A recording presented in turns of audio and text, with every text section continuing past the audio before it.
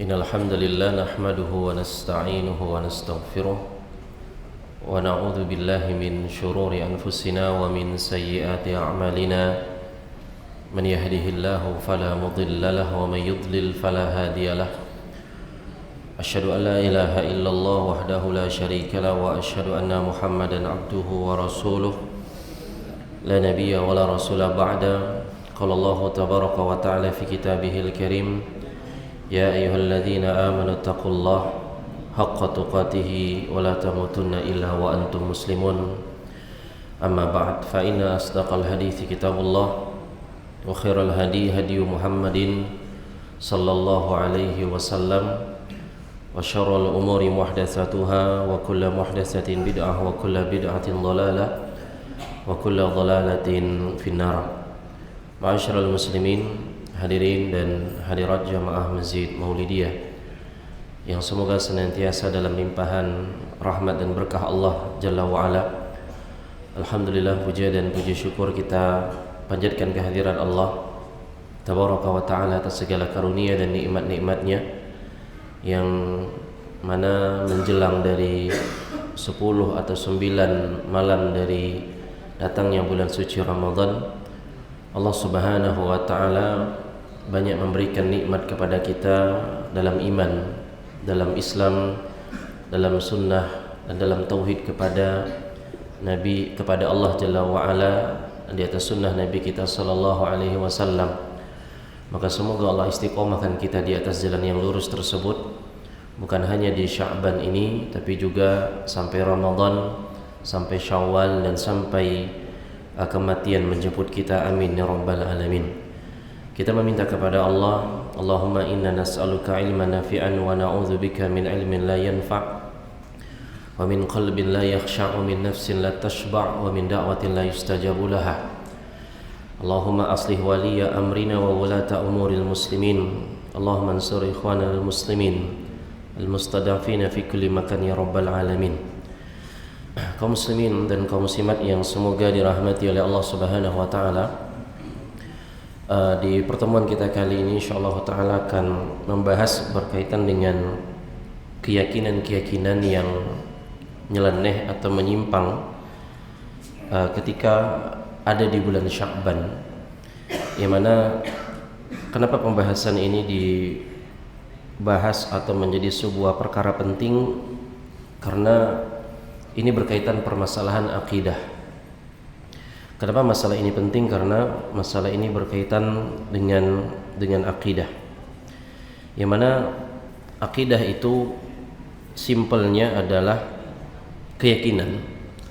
Dan kalau kita ditanya apa yang dimaksud dengan akidah yang benar, maka jawaban mudahnya adalah akidah yang benar adalah lawan dari akidah yang batil.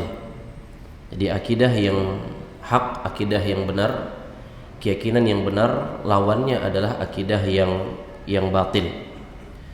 Dan apabila kita memahami secara definisinya, jika ditanya apa definisinya dari akidah yang hak, akidah yang benar, maka definisi singkatnya mudahnya adalah keyakinan yang hanya mengesahkan Allah dalam segala bentuk peribadatan. Keyakinan yang hanya mengesahkan Allah dalam segala bentuk peribadatan. Namun definisi ini mungkin salah satu dari definisi-definisi yang lainnya. Jadi definisi penjelasan akidah yang benar, keyakinan yang benar juga memiliki makna akidah yang benar itu adalah sesuai dengan realita. Karena apabila kita meyakini sesuatu tapi sesuatu tersebut tidak sesuai dengan realita, berarti itu batil. Ini penjelasan atau definisi ketika seorang memahami akidah yang benar. Jadi sekali lagi, akidah, keyakinan, dan ini sangat berkaitan erat dengan keyakinan-keyakinan yang menyeleneh di bulan Sya'ban secara khususnya, bahwa akidah yang benar itu adalah keyakinan yang sesuai dengan realita. Yang mana jika kita meyakini sesuatu tapi tidak sesuai dengan realita, berarti itu adalah kebatilan. Sebagai contohnya, Contoh yang mudah Bapak Ibu sekalian, kaum muslimin dan kaum muslimat yang semoga dirahmati Allah. Kalau sekiranya Bapak punya keyakinan bahwa Masjid Raya Mujahidin yang berada di Kelurahan Aksaya, Kecamatan Pontianak Selatan, itu berada di Kota Madya Singkawang, salah atau benar? Bingung. Salah apa benar? Salah. Yang benarnya di mana? Masjid Raya Mujahidin, Kelurahan Aksaya, Kecamatan Pontianak Selatan, berada di Kota Madya, Pontianak. Atau kita punya keyakinan bahwa Masjid Agung Al-Falah ada di Kota Pontianak. Benar apa salah? Benar apa salah? Yang benarnya di mana? Mempawah. Banyak orang Mempawah namanya. Jadi ketika seorang punya keyakinan A, maka keyakinan itu bisa diukur benar salahnya berdasarkan apa tadi? Apa? Realita. Nah, berdasarkan hal ini kita bisa membagi akidah itu menjadi 3 bagian. Bagian yang pertama adalah akidah yang benar, akidah hak. Bagian yang kedua adalah akidah batil atau salah. Kemudian bagian yang ketiga adalah akidah yang tidak jelas, yang samar. Hak yang pertama, yang kedua batil, yang ketiga nggak jelas. Nah, yang ketiga yang tidak jelas ini jamaah rahimakumullah, sejatinya tidak ada keterangannya, atau ada keterangannya tapi ambigu atau bias. Apa contohnya? Contoh yang paling umum itu seperti ada di beberapa negara menyebutkan di sini kuburan sahabat Ali bin Abi Thalib radhiyallahu anhu. Makanya kuburan Ali bin Abi Thalib radhiyallahu anhu itu diklaim kurang lebih ada 2 atau 3 tempat. Kalau nggak salah saya di antara di Irak, apa Yordan sama Turki, saya agak lupa. Nggak sampai Turki, Irak, apa sekitaran Iran atau sekitaran negeri Syam.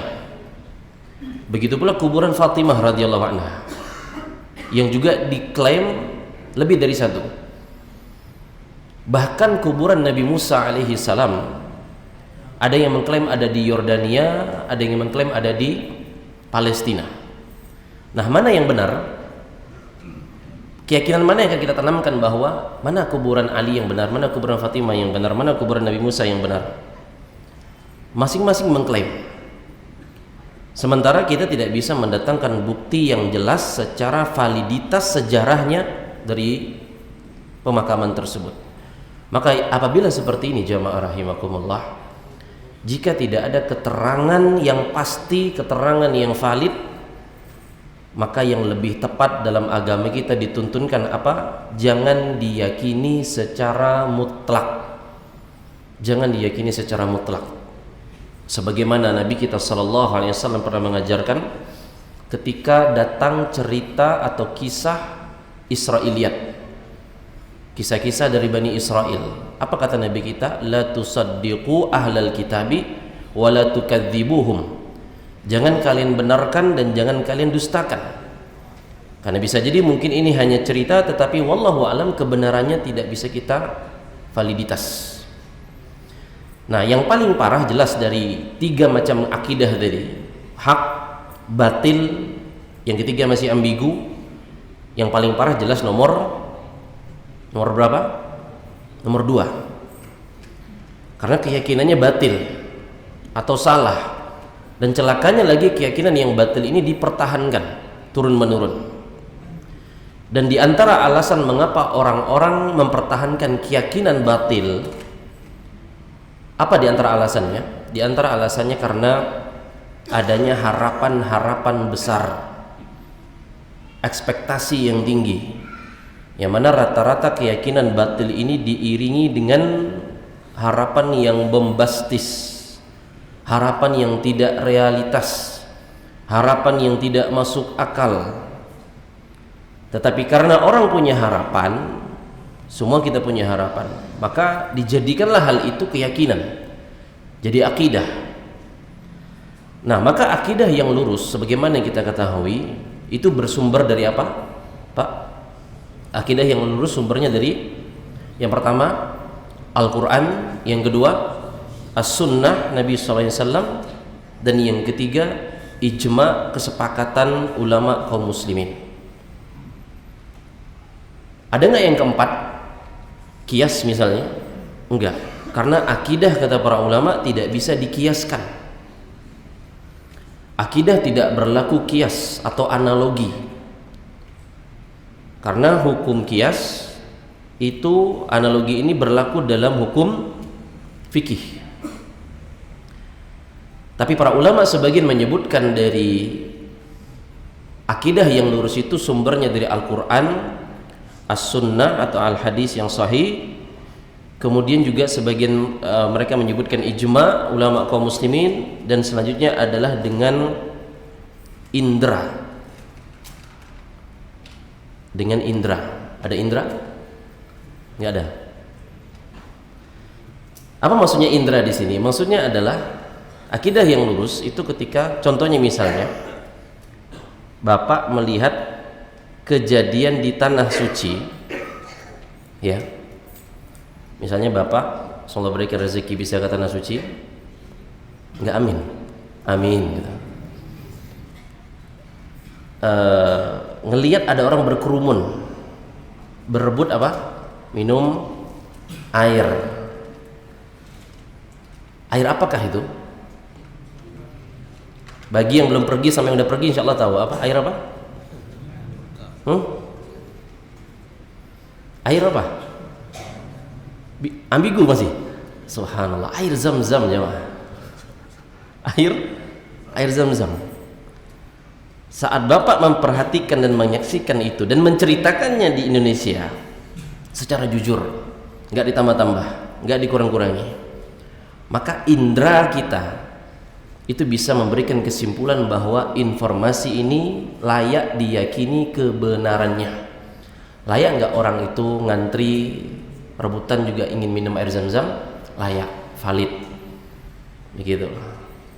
Ya syaratnya bahwa ketika keyakinan disampaikan dengan cara yang jujur, maka dia bisa diterima, benar keyakinan tersebut. Gambaran lainnya misalnya, saya melihat ada motor terguling di jalan.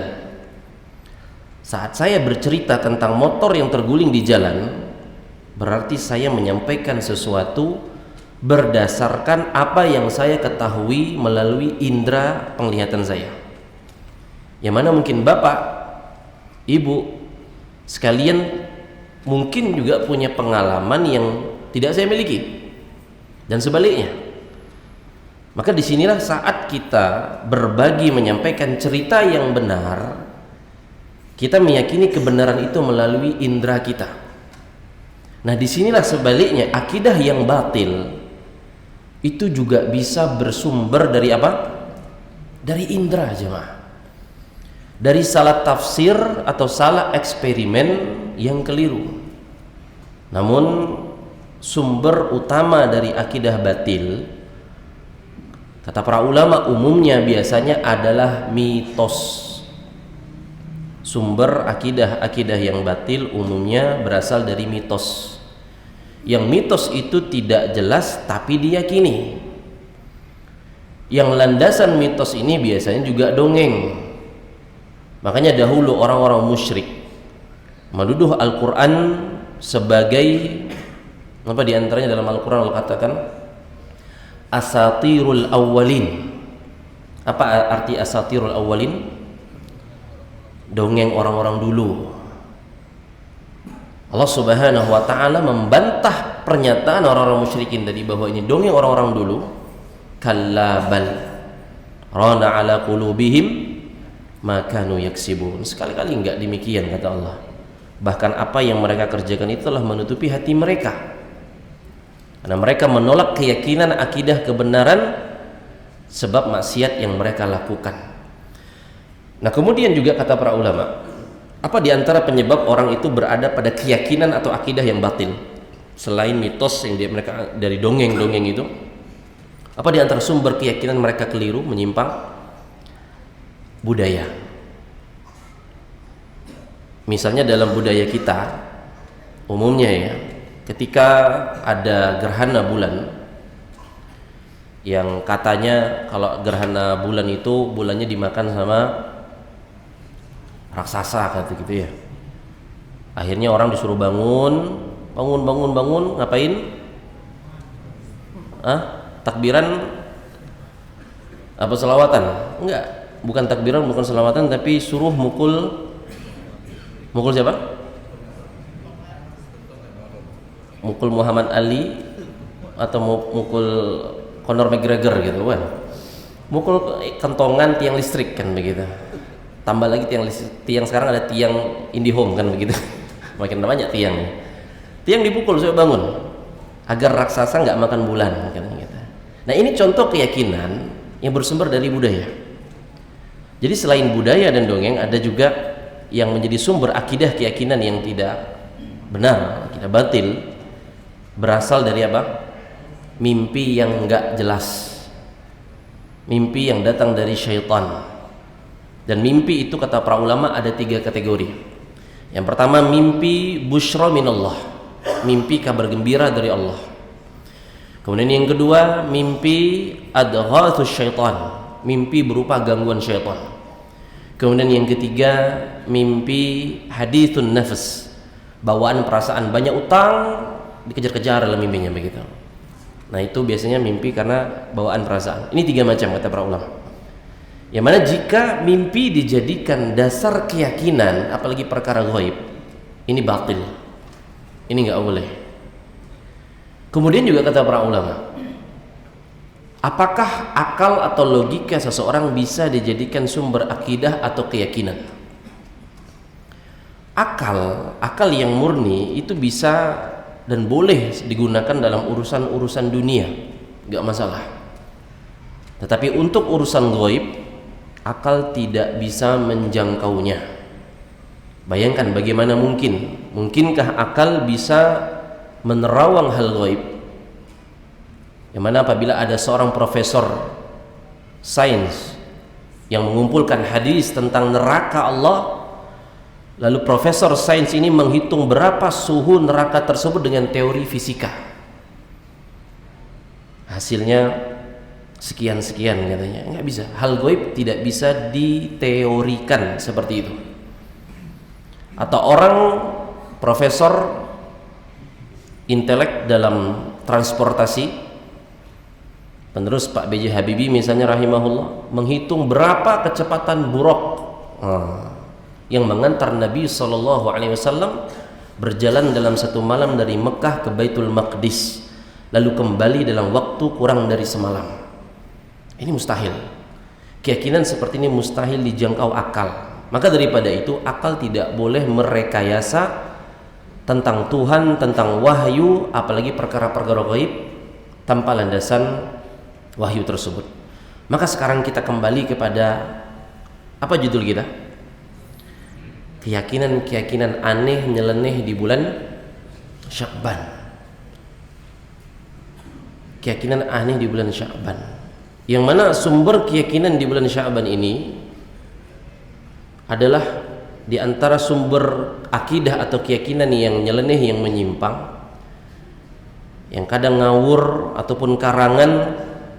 Ibaratnya seorang dukun ketika ditanya, barang saya hilang, oh barangmu ada di bawah pohon ini, pohon itu katanya. Ya mungkin umumnya dukun hanya menebak-nebak saja, bukan sebuah kebenaran.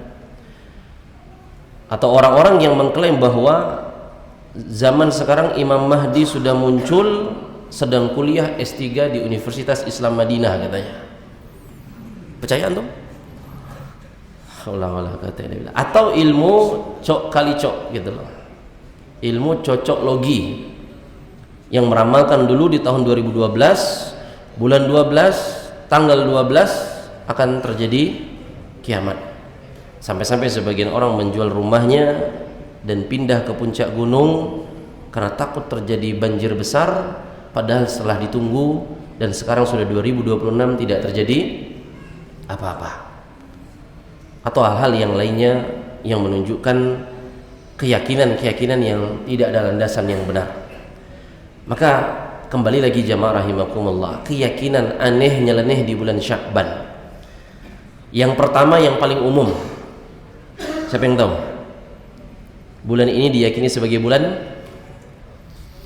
ayo, mu'alaf semua ini. Bulan arwah. Wah. Horor nggak nih? Bulan Sya'ban diyakini sebagai bulan arwah, atau bahasa lainnya bulan ruwah. Ya, hati-hati nyebutnya kalau belum sikat gigi 3 hari 3 malam dekat temannya. Ruwah kata dia gitu ya. Dalam bahasa ya Jawa juga disebutnya bulan ruahan gitu ya. Setahu saya di Sambas juga demikian, di bulan-bulan ruah. Saya nggak tahu kalau dalam adat Melayu atau di Pontianak nyebutnya bulan apa. Tapi sama ya beruah. Berarwah berarti gitu. Dari kata arwah, ruhun. Keyakinannya apa? Pada bulan Sya'ban ini arwah para leluhur ngapain? Kembali ke rumah. Hati-hati romantum, udah kunci belum? Arwah kembali ke kampung halaman. Dan karena keyakinan inilah akhirnya orang menganggap arwah butuh kiriman. Nah, dia nanti bakal munculin QRIS. Udah canggih arwah sekarang. Orang menganggap arwah butuh kiriman agar dia bisa kembali dengan tenang, enggak gentayangan gitu ya. Dan sebagian ada orang menaruh makanan di atas piring, dan ini bukan untuk orang berbuka puasa bersama. Ada gorengan, ada onde-onde, kadang ada nasi, ditaruh di kamar tempat yang meninggal neneknya, mbahnya, kakeknya yang dulu telah wafat atau meninggal dunia. Yang keluarganya menaruh makanan di sana dengan keyakinan apa? Sedang mengirim makanan untuk yang wafat atau telah meninggal dunia. Coba secara logika jamaah rahimakumullah. Yang pulang katanya itu, apa yang pulang tadi katanya?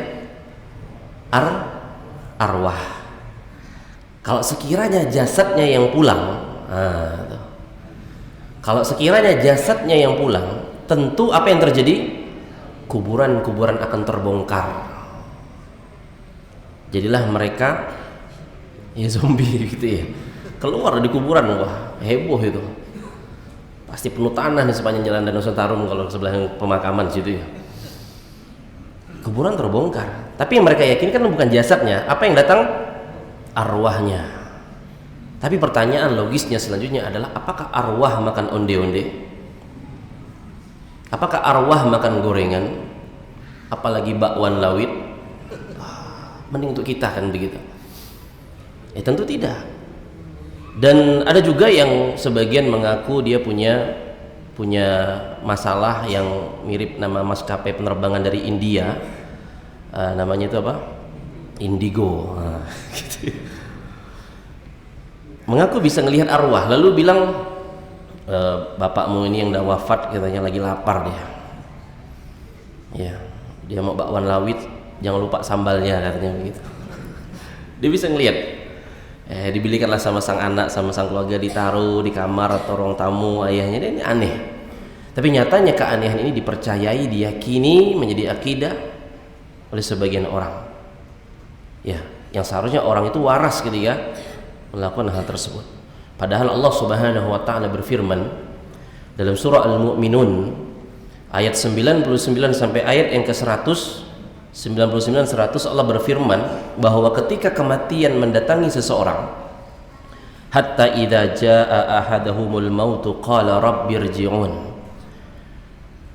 Demikianlah ketika orang-orang kafir itu ketika kematian datang kepada mereka, salah seorang dari mereka berkata, rabbirji'un.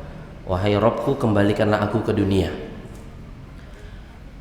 La'alli a'malu salihan fima tarak, agar aku berbuat amal soleh yang dahulu ketika di dunia aku tinggalkan katanya. Kalla kata Allah, enggak, sekali-kali enggak. Innaha kalimatun huwa qailuha, sesungguhnya itu hanya omongan doang, hanya ucapan saja. Kalaupun dibalikan ke dunia kayak begini lagi, di dunia dia hidup. Wa min waraihim barzakhun ila yaumi yub'atsun, dan di hadapan mereka ada barzakh, dinding, sampai hari mereka dibangkitkan. Perhatikan surah Al-Mu'minun ayat 99 sampai 100. Yang mana seandainya arwah bisa kembali ke bumi, apa yang mereka minta tadi dalam surah Al-Mu'minun? Berwah apa beramal soleh? Beramal soleh. Bukan kembali ke dunia nakutin orang gentayangan begitu. Ada? Enggak. Mau beramal soleh kalau mereka bisa kembali. Jika arwah bisa kembali, mereka mungkin akan pergi berjihad, mati jihad di fisabilillah. Bukan gentayangan minta sesaji begitu loh. Karena Allah menegaskan kalla, sekali-kali enggak. Karena itu hanya perkataan mereka saja. Karena di hadapan mereka ada barzakh, kata Allah. Barzakh yang memisahkan mereka sampai hari kebangkitan.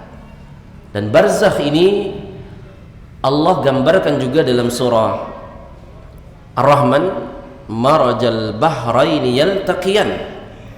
Dialah Allah yang membiarkan dua laut itu mengalir, yang keduanya ini bertemu, bainahuma barzakhul la yabghiyan. Yang kedua laut ini, bagi yang pernah naik kapal atau naik ke laut gitu ya, pernah ngelihat antara batasan laut tawar, air tawar sama air asin, nggak ketemu, ada batasan, ada barzakh, kata Allah. Bainahuma barzakhun la yabghiyan. Keduanya ada batas yang tidak dilampaui oleh kedua belah air tersebut. Jadi barzakh tidak bercampur antara kehidupan arwah dan kehidupan umat manusia di dunia. Maka alam kubur disebut alam barzakh karena ada pemisah antara dunia dan akhirat. Tidak mungkin arwah bisa kembali ke dunia karena sebabnya Allah berikan barzakh tadi. Maka pertanyaannya jamaah rahimakumullah, apakah arwah butuh kiriman? Arwah butuh kiriman apa enggak? Dia butuh kiriman doa, khususnya doa-doa anaknya yang soleh soleha. Semua orang yang telah wafat meninggal dunia butuh didoakan. Dan kita mendoakan yang telah meninggal dunia itu kapan saja. Tidak mesti menunggu bulan Ruwahan ataupun bulan Sya'ban. Saat sujud, saat azan, antara azan dan iqamah, saat sholat kita bisa meninggalkan orang-orang yang telah wafat meninggal dunia. Makanya ma'asyiral muslimin rahimani wa rahimakumullah, itu keyakinan yang paling umum yang nyeleneh banyak di masyarakat kita. Kemudian yang kedua, di antara keyakinan yang nyeleneh di bulan Sya'ban adalah anggapan bahwa bulan Sya'ban ini catatan amal ditutup pada malam nisfu Sya'ban. Anggapan bahwa catatan amal ditutup pada malam nisfu Sya'ban. Yang mana karena anggapan ini muncul, apa munculnya? Tradisi apa? Catatan amal ditutup. Berarti muncul tradisi maaf-maafan menjelang Ramadan. Ya, karena merasa apa? Buku udah ditutup, mau dikumpulkan nih. Nah, begitu. Nah, kita harus meyakini bahwa catatan amal itu tidak ditutup kecuali apa di antara sebabnya amal ditutup? Seorang mati atau meninggal dunia, atau orang nggak dicatat lagi amalnya, buku catatan amalnya ditutup ketika dia gila. Terus yang ketiga, sebagian jemaah amalkan sekarang apa? Tidur. Itu dia. Ada lagi sini juga yang masih warawiri main-main di luar tuh, belum balik. Karena Nabi SAW bersabda, rufi'al qalamu an salasatin, pena catatan amal diangkat, nggak dicatat dari 3 golongan. Yang pertama, anin naimi hatta yastayqidha, orang yang tidur sampai dia bangun. Wa anis saghiri hatta yahtalima, anak kecil sampai dia baligh. Wa anil majnuni hatta yaqila, dan dari orang gila sampai dia sadar dari kegilaannya. Nah, jadi kalau ada yang bilang catatan amal ditutup ketika nisfu Sya'ban, ini tidak benar. Keyakinan yang tidak dibenarkan. Karena keyakinan ini muncul dari salah paham terhadap hadis Nabi, hadis dari Usama bin Zaid radhiyallahu taala anhuma, bahwa Nabi SAW sering berpuasa di bulan Sya'ban. Alasannya, Nabi bersabda bahwa Sya'ban adalah bulan di mana amal hamba itu diangkat. turfa'ul a'mal, amal diangkat menuju Rabbul Alamin. Yang mana Nabi ingin saat amalnya diangkat beliau dalam kondisi berpuasa. Diangkat atau dilaporkan kepada Allah itu beda posisinya dengan ditutup. Maka hadis ini tidak menyebutkan juga secara tanggal pastinya kapan amal itu diangkat. Yang mana intinya jamaah rahimakumullah, keyakinan bahwa catatan amal ditutup pada bulan Sya'ban yang menimbulkan dampak maaf-maafan sebelum Ramadan, ini salah paham terhadap dalil. Karena yang benar adalah amal diangkat, bukan catatannya berakhir. Ya. Kemudian juga diantara amalan yang nyeleneh di bulan Sya'ban yang banyak dilakukan oleh kaum muslimin adalah tradisi ziarah kubur atau ziarah kubur sembari makan-makan, begitu. Dan sebagian ada makan-makannya di kuburan atau di tempat yang lainnya. Padahal ziarah kubur sebagaimana agama ini perintahkan. Apa tujuan ziarah kubur? Mengingat kematian, bukan untuk makan-makan, bukan untuk pesta makan-makan. Yang mana seharusnya ketika kita berziarah kubur, kita itu merenung bahwa kita akan menyusul mereka. Dahulu sahabat yang mulia Utsman bin Affan radhiyallahu anhu menangis sesegukan saat ziarah kubur karena teringat bahwa alam kubur adalah awal penentu apakah bahagia atau sengsara seorang di akhirat. Utsman bin Affan menangis secara kuat ketika berziarah kubur karena ya, alam kubur itu alam persinggahan akhirat. Kalau selamat, selamat di setelahnya. Tapi kalau dia nggak selamat di alam kuburnya, maka lebih berat lagi setelahnya. Nah, makanya menjelang Ramadan banyak diyakini kaum muslimin sebagai waktu utama untuk ziarah kubur, khususnya mengunjungi kubur siapa? Kubur siapa? Bapak nggak pernah Pak ziarah kubur pas Sya'ban, Pak? Wah, yang jujur, siapa ya? Pernah kan dahulu kan pasti. Sya'banan menjelang Ramadan ziarah kubur. Mengunjungi kuburan siapa? Orang tua kan begitu. Kerabat yang masih ada hubungan keluarga. Padahal ziarah kubur tidak dikhususkan pada bulan Sya'ban saja. Dan karena kita diperintahkan melakukan ziarah kubur setiap saat, kapanpun, tujuannya agar hati kita semakin lembut karena mengingat tentang kematian. Dan jamaah sekalian rahimani wa rahimakumullah, juga diantara perbuatan yang menyeleneh dari bulan Sya'ban yang dilakukan oleh sebagian kaum muslimin, semoga Allah berikan hidayah, adalah ketika menyambut Ramadan di bulan Sya'ban mereka melakukan mandi apa? Mandi besar. Padahal mandi besar itu dilakukan kalau junub gitu ya, bukan menyambut Ramadan. Dan amalan seperti ini jelas tidak ada tuntunan dari Nabi SAW. Ya, mandi besar itu ya dilakukan ada sebabnya karena junub, begitu kan, bukan karena mau menyambut Ramadan. Ini juga tidak ada tuntunannya dari Nabi kita SAW. Termasuk pula tadi efek dari catatan ditutup, katanya akhirnya harus maafan hingga tersebar broadcast pesan, baik dari zaman dahulu yang masih pakai SMS dan zaman sekarang WhatsApp, Telegram dan media sosial yang lainnya, bertebaran pesan maafan ya, yang mana sejatinya memaafkan itu sangat diperintahkan di dalam agama kita, tapi tidak diikat dengan waktu tertentu kecuali memang ada petunjuknya dari Nabi kita Muhammad sallallahu alaihi wasallam. Karena bagi seseorang yang memang memiliki kesalahan, dia tahu dia ada buat salah, bersegeralah untuk minta maaf. Ketika dia sadar dia buat salah, segeralah dia minta maaf, gitu loh. Jangan nunggu momen ya Sya'ban atau menjelang Ramadan, apalagi Syawal misalnya gitu. Ya. Jadi yang Islam ajarkan adalah ketika dia buat salah, jangan ditunda-tunda lagi untuk minta maaf. Jangan tunda lagi untuk minta maaf.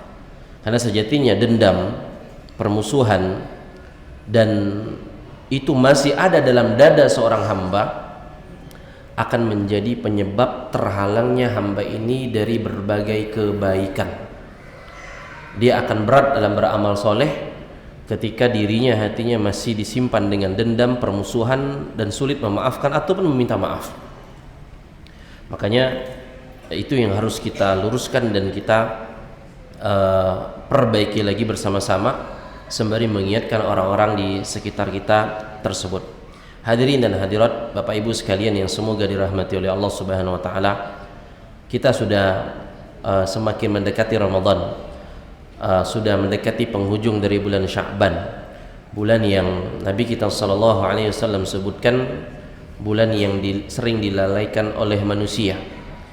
Yang saking lalainya manusia itu, dia tidak sadar bahwa sebentar lagi dia masuk Ramadan. Sebentar lagi dia masuk kepada perhelatan orang-orang bertakwa dalam beramal soleh. Karena kalau dia tidak persiapan dengan sebaik-baiknya, dia akan kalah. Dia akan tertinggal. Dan Allah telah mengingatkan, wala takun minal ghafilin. Janganlah kalian menjadi orang-orang yang lalai. Janganlah kalian menjadi orang-orang yang lalai. Maka mari kita persiapkan untuk menyongsong Ramadan dengan sebaik-baiknya. Walaupun di tengah-tengah kita, di masyarakat kita masih sangat banyak sekali perbuatan-perbuatan nyeleneh, perbuatan-perbuatan ataupun keyakinan-keyakinan yang menyimpang, senantiasalah memohon kepada Allah keistiqomahan atas petunjuk ini dan doakan mereka agar mereka mendapatkan hidayah sebagaimana Allah berikan hidayah tersebut kepada kita. Amin ya rabbal alamin. Ini bisa disampaikan, kalau lebihnya mohon maaf jika ada kata-kata yang kurang tepat. Saya mohon maaf dan semoga Allah mengampuni kita. Dan kita tutup majelis kita dengan doa kafaratul majelis. Subhanakallahumma bihamdika asyhadu an la ilaha illa anta astaghfiruka wa atubu ilaik. Wassalamualaikum warahmatullahi wabarakatuh.